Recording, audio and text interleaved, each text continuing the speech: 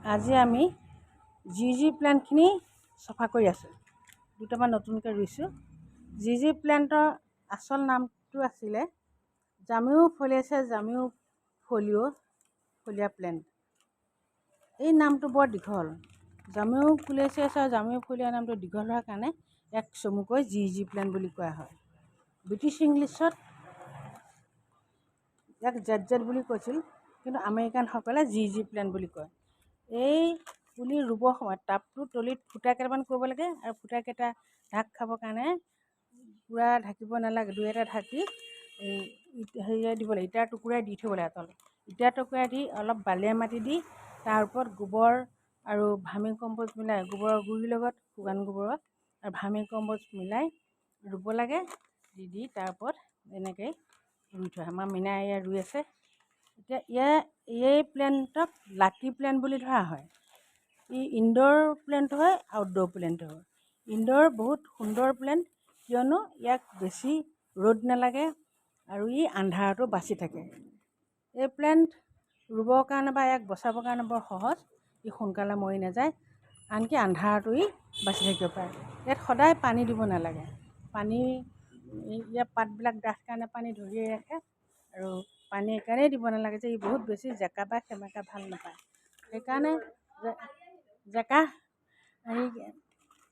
জেকাখিনি নধৰিবৰ কাৰণে আমি হেৰি কৰিব লাগিব। ইয়াত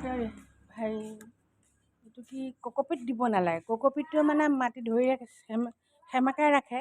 সেমেকাই ৰাখিলে ভাল নহয়, সেইকাৰণে কক'পিট দিব নালাগে। কেৱল শুকান গোবৰৰ গুড়ি আৰু ভাৰ্মি কম্প'ষ্ট এনেকৈ পেলাই দিলেই ই বাচি থাকে। এই যে জি প্লেণ্টবিলাক মানে বৰ সুন্দৰ ইনড'ৰ প্লেণ্ট হয়। অলপ ছাঁ পোহৰতে খিৰিকী কিছু কাষত থ'লেও ভাল বতাহ পোৱা যায়।